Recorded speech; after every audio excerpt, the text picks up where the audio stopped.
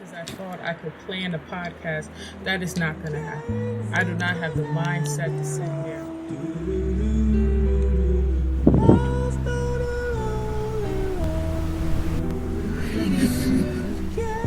chop up block for block, how I'm going to tell you about weight loss and weight gain.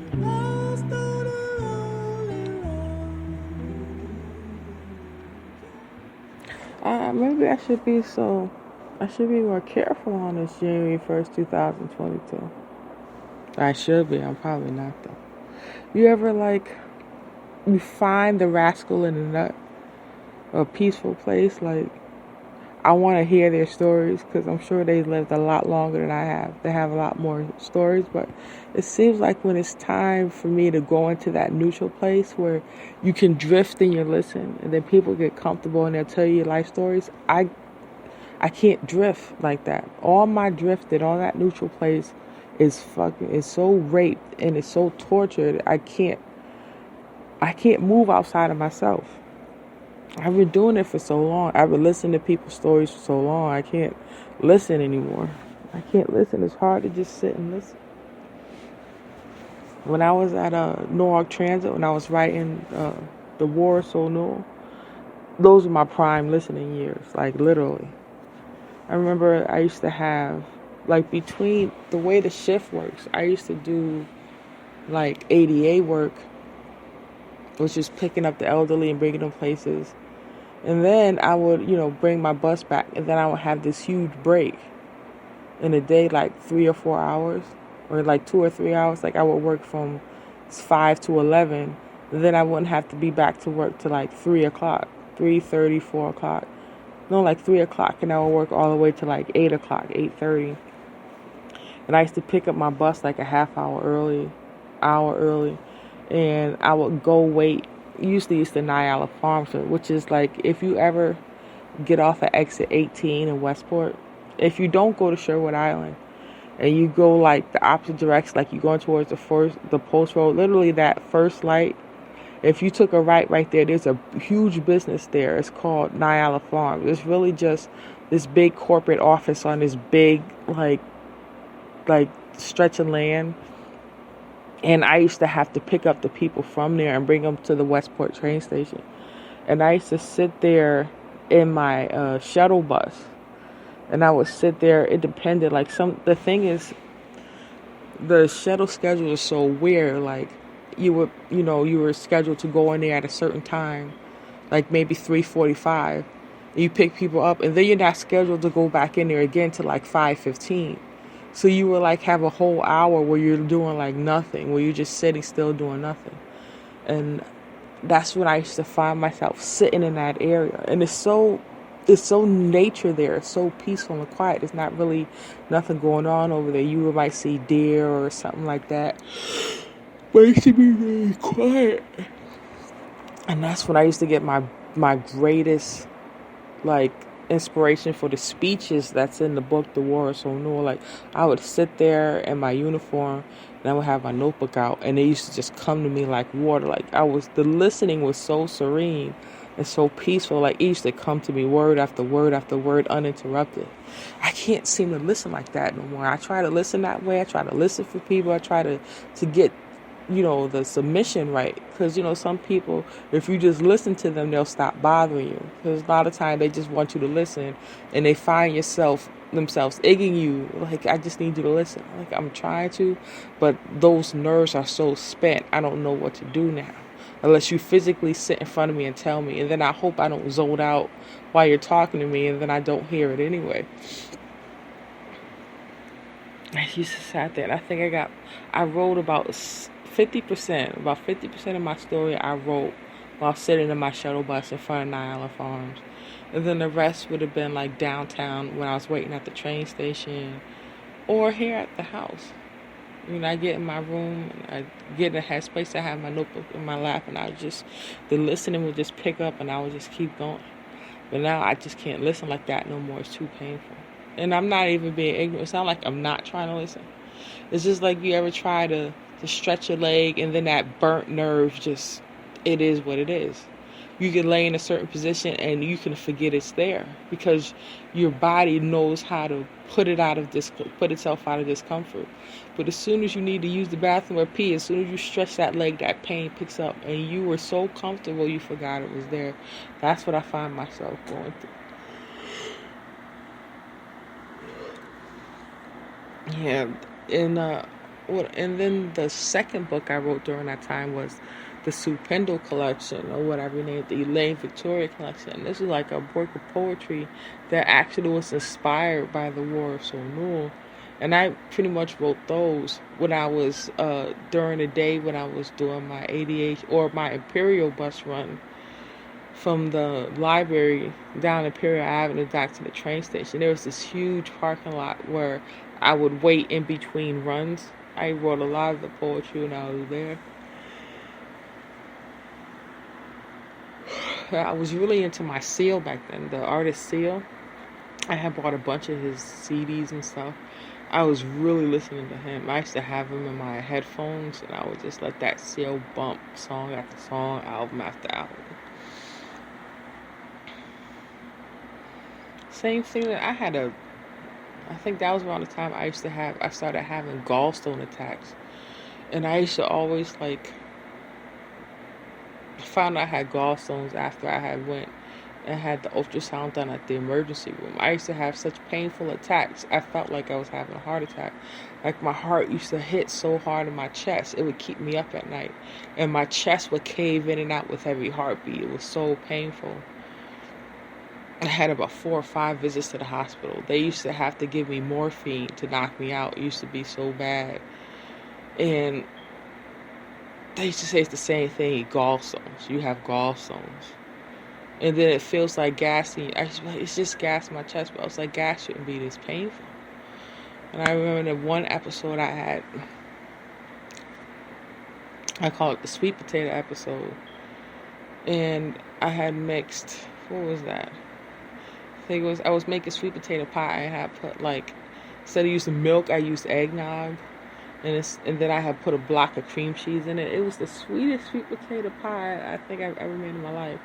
And I remember I ate a slice and I had this attack where I started convulsing and shaking and it wouldn't stop. And I remember my mom having to take me to the emergency. And they put an IV in my arm and then they gave me Novocaine, they gave me morphine. Knocked me out. Like literally 2 seconds later, the pain, like I was just zooted out. Like literally snoring. And the doctor would be talking to her like she has gallstones, she has this, she has to do this, she has to do that. Oh, it was not fun. I used to have dehydration spells like crazy, especially when I used to smoke cigarettes. And my teeth was falling out. I used to get dry socket and I used to get the fucking dehydration. They right back to the emergency. They put the IV in my arm with the fluids. After about 1 or 2 bags, they used to send me home. I got tired of them shit. Other than that, I've been here at this place. I haven't done much. I don't have anything to speak about. You know what I mean? A lot of the people I had grown up with, we grew apart because their lives kept happening to them. They kept, relationships or going into the armed forces or getting married, having kids, these extravagant vacations. And some people, lives went downhill. They got strung out on drugs and they were in jail. Some of them died. There's so many fucking stories. They go in so many different directions and they were not all good. Especially because I've been celibate for so long, I have nothing to offer in the romance department. So everybody's romance stories seem like the most extravagant thing, even if it's just something basic. But a lot of times when the celebrities, I hear their stories like, this shit is going to be too painful to listen to. I don't want to hear about the time you took her out on a yacht, proposed to her under the moonlight. I can't hear that story again. I can't listen to it. And I think in that torture mechanism, I had ended up writing the book, Win for Life. I had so many instances and episodes in me from overkill in the romance department of somebody having this great Valentine's Day weekend with their significant other. And then I would get the energy from it. And it used to be this torturous overkill. And I used to store this energy. And I used to have nothing to do with it. And then all of a sudden I started writing these songs and making these stories with that energy in them. And freaking Win for Life is the first one that I actually physically got to write out. And in that story, I was the poor girl that won the lottery. And then that ethereal place that I've always lived in my whole life actually comes true.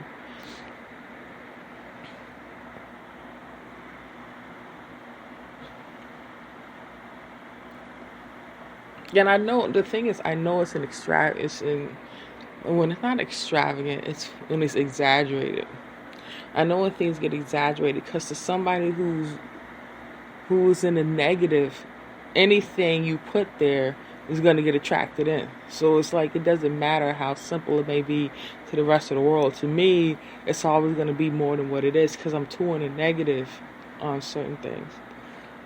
And that, that's why I got to be careful now. A lot of things, I'm pulling a lot of energy in that I don't need. And I'm accepting things that I don't have to. And a lot of people are stepping into roles that I don't need them to in my life. Like, well, you hang out with me, it's going to be the best night of your life. If I hang out with anybody, including you, it's going to be the best night of my life. It really doesn't matter at this point. I'm just lacking so bad in that department. It's just the hungry bird and the cracker being the best cracker it's ever had. It's just that whole thing over and over again. And then I play myself too, because I make it seem like I'm not worth the time. I don't even know what that means anymore. I really don't. I hear the story. They talk about our weekend in Jamaica and these fucking random guys. And I did my man so good that night. He proposed to me. I'm just like, it always hits the torture button, like Taylor Swift say. The guy, they don't love you till it's torture to them. Like, it's torture to them for them to see you with another guy. It's torture to them when they think about, like, what they would do to keep you in their life. Everything is torture. That's the only time when you know you got them locked. When they know they'll put that ring on your finger. It's like, ride or die, you against the entire world. And they're like, oh my God, this is the one I want. And then they propose, and then that's the one. I've been in those positions so many times with just myself. Now I'm just married to this person. And that's what it is. You know how many times I've been threatened. Somebody threatened my life, or said that if you go to work today, if you get out of this bed and I lose this high, you're going to regret it for the rest of your life. And then I would see my mom walking out the door, looking at me like, make sure you lock the door when you leave for work today. I should be like, what do I do? Do I listen to this voice in my head that's high out of their mind, and they're so in my high or in my mind, they just don't want to leave. They're so comfortable. And I'm like, I'm so sorry, dude. I hate to get out of this bed right now, but I got an obligation. And I would get dressed and go to work, and then my day would be all fucked up. Some way I would run back into that person again in some way, and they would be holding true to that promise. You ruined my high, bitch. I'm gonna fuck you up. I would go through that shit so fucking much. I hated it. God, I hated it. I used to regret going to work because it kept happening over and over again. And then I would get fucking high and go to work, and then I would just ruin my job. I was like, what the fuck am I doing? Like, why is I'm getting attacked like this? That sucks. And then you finally get so miserable. You get so miserable, and it becomes so painful that your body bends and breaks. And then you just don't have the physical to attract that kind of a high. The ethereal leaves. And once the ethereal is gone, what's there to get high about? You can be miserable and be sober. You don't have to be high and miserable. You can just be sober and miserable. It's both the same thing.